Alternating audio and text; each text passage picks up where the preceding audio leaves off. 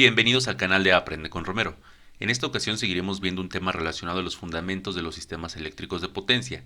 En este caso, el ejercicio que vamos a resolver consiste en determinar la potencia real y reactiva que se entrega y se absorbe por una fuente. Como en todos los contenidos, vamos a ver el ejercicio y su solución. Y pasamos al ejercicio. El ejercicio es el siguiente. Consiste en una fuente de voltaje monofásica con un valor de 100 ángulo de 30. Como vemos aquí, el valor del ángulo ya lo tenemos en forma fasorial, que es lo que veíamos en el video anterior. Además, esta fuente entrega una corriente de I igual a 10 ángulo de 10 amperes.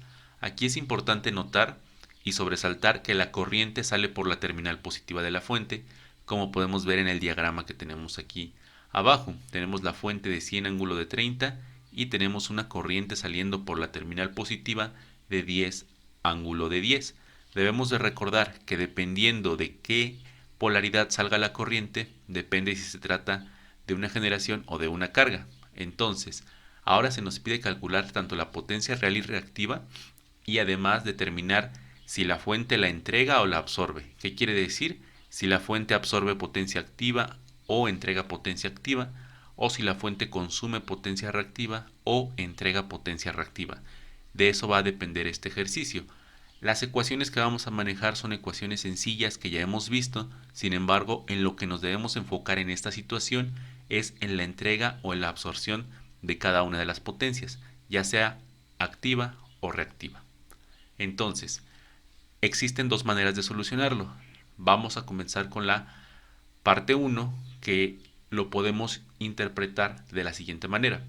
Ahora, se puede determinar la potencia activa mediante la siguiente ecuación, donde la potencia activa es igual al valor del voltaje multiplicada por la corriente por el coseno de teta, donde teta se define como el ángulo de la fuente menos el ángulo de la corriente. Como ya tenemos estos valores, sustituimos estos valores y obtenemos lo siguiente.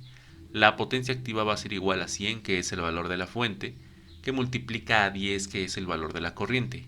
Esto lo vamos a multiplicar por el coseno de 130, que es el valor de la fuente, menos 10, que es el valor del ángulo de la corriente. Al hacer la reducción algebraica tenemos que es 1000 por coseno de 120. Coseno de 120 es igual a menos 0.5. Entonces, al multiplicar los 1000 por el menos 0.5, vamos a obtener un valor de menos 500 watts. ¿Qué quiere decir en este caso el signo? Bueno, el signo representa que la fuente de la que estamos hablando absorbe 500 watts. No está entregando, sino que está absorbiendo 500 watts. Debemos de recordar que aquí solamente tenemos valores de medición de voltaje y corriente. No sabemos qué hay más conectado al sistema, no sabemos de qué más se trata, simplemente a partir de los datos de voltaje y corriente podemos determinar si esta fuente absorbe o entrega, y en este caso la fuente está absorbiendo debido a los ángulos básicamente. La cantidad no depende, no tiene que ver mucho, sino los ángulos son los que nos van a decir si está absorbiendo o entregando. Muy bien, entonces hasta este punto ya hemos calculado la potencia activa. Vamos a proceder ahora con el cálculo de la potencia reactiva mediante la siguiente ecuación. La potencia reactiva es igual al valor de la corriente por el voltaje por el seno de teta, donde teta, como ya lo habíamos visto, es igual al ángulo del voltaje menos el ángulo de la corriente. Al sustituir los valores en esta ecuación, tenemos que la potencia reactiva es igual a 100 por 10 por el seno de 120, que son 130 menos 10. Entonces la potencia reactiva es 1000 por el seno de 120. El seno de 120 es igual a raíz de 3 sobre 2. Entonces la potencia reactiva va a ser igual a 1000 entre 2 por raíz de 3, y eso nos da 866 volts amperes reactivos. ¿Qué significa que en este caso la potencia reactiva sea positiva? Significa que la fuente de la que estamos hablando entrega 866 volts amperes reactivos.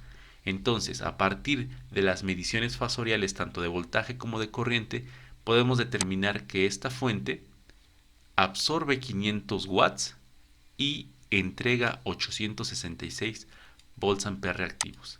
Ahora, ya lo determinamos por un método. Vamos a hacerlo por otro método simplemente para que veamos que vamos a llegar al mismo resultado. Ahora, vamos a calcular ahora la potencia aparente mediante la siguiente ecuación. Tenemos que la potencia aparente es igual a B por I, y esto es igual al valor del voltaje por el valor de la corriente por el ángulo del voltaje menos la corriente. Al sustituir estos valores tenemos lo siguiente. Tenemos que la potencia aparente es igual a 100 por 10 por 130 menos 10, que es igual a 1000 ángulo de 120.